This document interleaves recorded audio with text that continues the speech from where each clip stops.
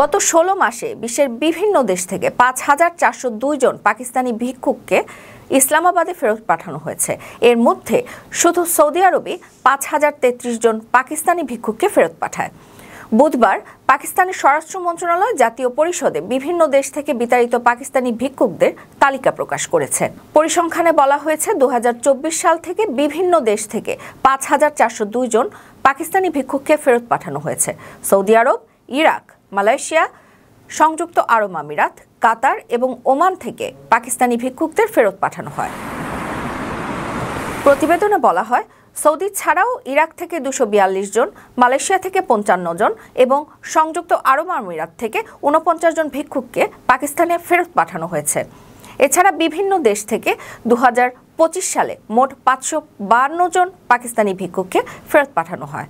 এর মধ্যে শুধুমাত্র সৌদি আরবেই ৫৩৫ জন পাকিস্তানি ভিক্ষুককে ফেরত পাঠিয়েছে।